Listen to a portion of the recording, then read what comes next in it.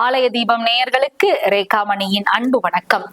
இன்றைய தினம் கிரிவலத்தினுடைய மகிமையை பற்றி தெரிந்து கொள்ள இருக்கிறோம். ஒவ்வொரு மாதமும் பௌர்ணமி தினத்தன்று திருவண்ணாமலையை வலம் வர எல்லாவித நற்பெயர்களும் கிட்டும். ஒவ்வொரு மாதமும் முடியவில்லை என்றாலும் கூட கார்த்திகை மாதம் பௌர்ணமி தினத்தன்று கிரிவலம் வருவது மிகுந்த நற்பேற்றினை நமக்கு வழங்குவதாக இருக்கிறது.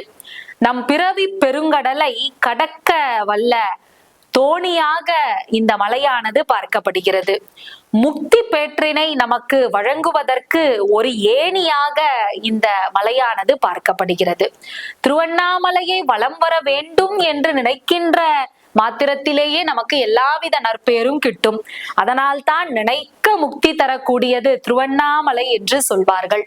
அப்படி இந்த மலையை வலம் வர வேண்டும் என்று எண்ணி ஒரு அடியை எடுத்து வைக்கின்ற பொழுது இந்த பூமியை வலம் வந்த பலனை நமக்கு கொடுக்கும்.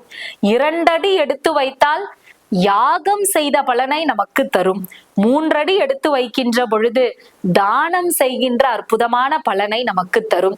4 அடி எடுத்து வைக்கின்ற பொழுது அஷ்டமா சித்திகள் எல்லாம் கைவரப்பெறும். இப்படி ஒவ்வொரு அடியாக நாம் இறைவனை நம்முடைய மனதிலே தாங்கி வலம் வருகின்ற பொழுது நாம் எண்ணிய எல்லாம் ஈடேறும் என்பது உண்மை. திருவண்ணாமலையை வலம் வர வேண்டும் என்று நினைத்த மாத்திரத்திலேயே நம்முடைய பாவங்கள் எல்லாம் பனி போல விலகிவிடும். ஒவ்வொரு கிழமையும் வலம் வந்தால் ஒவ்வொரு நற்பலன் நமக்கு கிட்டும். ஞாயிறன்று கிரிவலம் வருகின்ற பொழுது சிவ பதவி கிட்டும். திங்கட்கிழமை வலம் வருகின்ற பொழுது இந்திர பதவி கிட்டும்.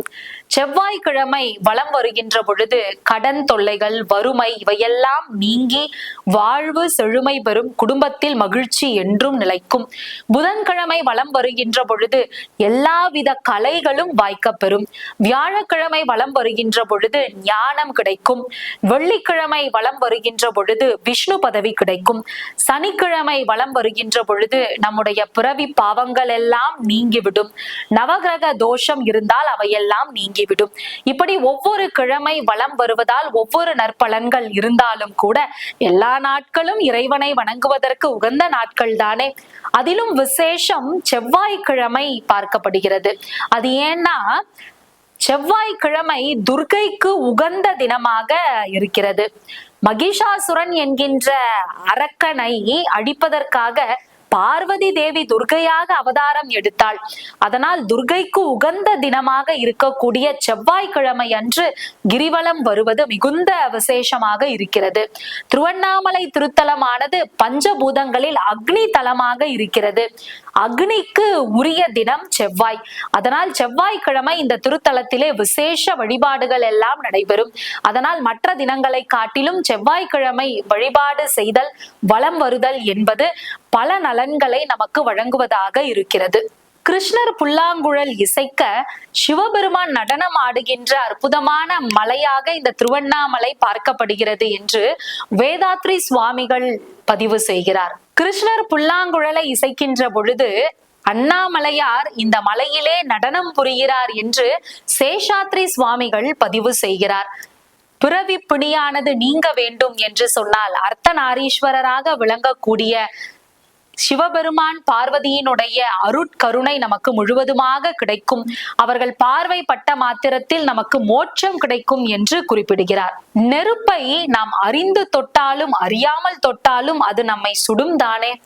இந்த மலையினுடைய பலன்களை நாம் தெரிந்து வலம் வந்தாலும் மலையினுடைய பலன்களை தெரியாமல் வலம் வந்தால் கூட இறைவனின் அருள் நமக்கு முழுவதுமாக கிடைக்கும் என்று கூறுகிறார் ரமண மகரிஷி. யோகி ராம் சுரத்குமார் இது மலை அல்ல, என்னுடைய தந்தை என்று கூறுகிறார். இப்படி பல்வேறு சுவாமிகளும் மகரிஷிகளும் இந்த மலையினுடைய பெருமையை பறைசாற்றி இருக்கின்றனர். வஜ்ராங்கதன் என்கின்ற ஒரு மன்னன் இருந்தான். அவன் குதிரையிலே அருணையை வலம் வந்து கொண்டிருக்கின்ற பொழுது ஒரு காட்டிலே புனுகு வாசனையானது ஏற்படுகிறது. வஜ்ராங்கதன் என்கின்ற மன்னன் அருணையை குதிரையின் மீது வலம் வந்து கானகத்திலே நுழைகின்ற பொழுது மிகுந்த நறுமணம் அந்த இடத்திலே வீசுகிறது. அந்த நறுமணம் வந்த திசையை நோக்கி அந்த மன்னன் வருகிறான். வந்த பொழுது அந்த இடத்திலே ஒரு புனுகு பூனையானது இருக்கிறது. அந்த பூனையை எப்படியாவது துரத்தி பிடிக்க வேண்டும் என்பதற்காக அந்த பூனையின் பின்னால் ஓடுகிறான். அந்த பூனை காட்டிலிருந்து வெளியே வந்து திருவண்ணாமலையை சுற்றி ஓடிக்கொண்டிருக்கிறது. மன்னனும் அதனை விடாமல் குதிரையின் மீது துரத்தி கொண்டே வருகிறான். அந்த பூனையானது ஒரு இடத்திலே வந்து மயங்கி விழுந்து இறந்து விடுகிறது. இதனை பார்த்த மன்னன் குதிரையிலிருந்து கீழே இறங்குகிறான். சற்று நேரத்தில் அந்த குதிரையும் மயங்கி விழுந்து இறந்து விடுகிறது. இப்படி அந்த இரண்டும் இறந்த பிறகு அவர்களை மன்னன் இதனை பார்க்கிறான். பூனையையும் குதிரையையும் பொன்வடல் பூட்டி அதனை தூக்கிச் செல்வதற்காக கந்தவர்கள் எல்லாம் அந்த இடத்திலே வீற்றிருக்கிறார்கள்.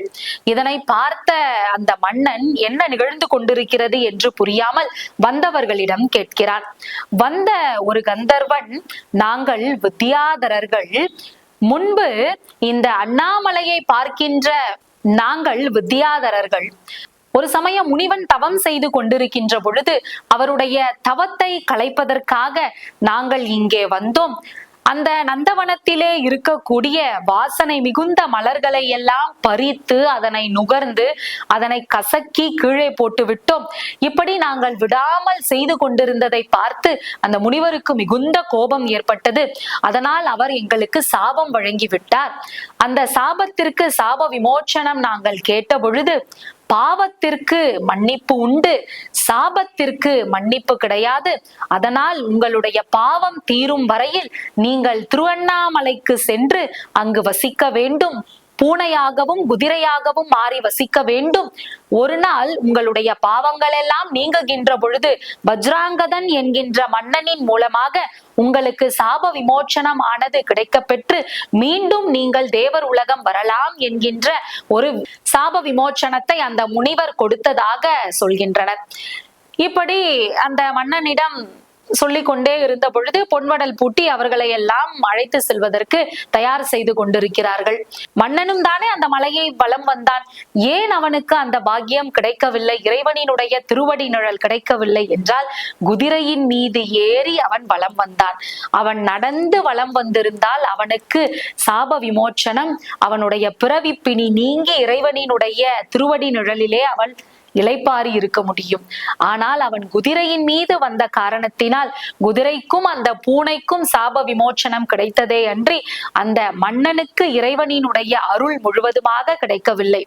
அதனால் வந்த வித்யாதரர்கள் திருவண்ணாமலை திருத்தலத்தினை நீங்கள் காலால் நடந்து வலம் வர வேண்டும்.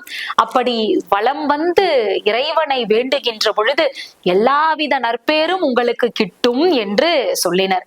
இப்படி மனிதராக இருந்தாலும் மன்னனாக இருந்தாலும் விலங்காக பறவையாக எந்த உயிரினமாக இருந்தாலும் சரி, கிரிவலம் வருகின்ற பொழுது அந்த உயிர் அடைந்த எல்லா பாவங்களும் நீங்கி முழுமையான பலன் அந்த உயிருக்கு கிடைக்கும். இறைவனினுடைய அருட்பார்வை அந்த உயிருக்கு முழுமையாக, இறைவனின் அருட்பார்வை முழுவதுமாக அந்த உயிர்களுக்கு இருக்கும் என்பதற்கு இவையெல்லாம் உதாரணம். அதனால் எல்லா தினங்களும் கிரிவலம் வர உகந்த தினமாக இருந்தாலும் கூட பௌர்ணமி தினமானது இன்னும் விசேஷம். குழந்தை இல்லாத தம்பதிகள் 48 நாட்கள் கடுமையாக தவம் இருந்து கிரிவலம் வருகின்ற பொழுது அவர்களுக்கு குழந்தை பேறு விரைவில் கிட்டும் என்பது நம்பிக்கை. குழந்தை பேறு பெற்ற தம்பதிகள் மீண்டும் நன்றி செலுத்துவதற்காக தினம் தினம் திருவண்ணாமலைக்கு வருவதை பார்க்க முடிகிறது. அப்படி வேண்டிய வரத்தை வேண்டுமாறு வழங்கக்கூடிய அற்புதமான இறைவன் திருவண்ணாமலை திருத்தலத்திலே வீற்றிருக்கிறார். அவரின் அருள் அனைத்து நாட்களும் நமக்கு கிடைக்க வேண்டுமாய் வேண்டிக் கொண்டு இத்துடன் நிறைவு செய்கிறேன். உங்களிடமிருந்து விடைபெறுவது ரேகாமணி. நன்றி, வணக்கம்.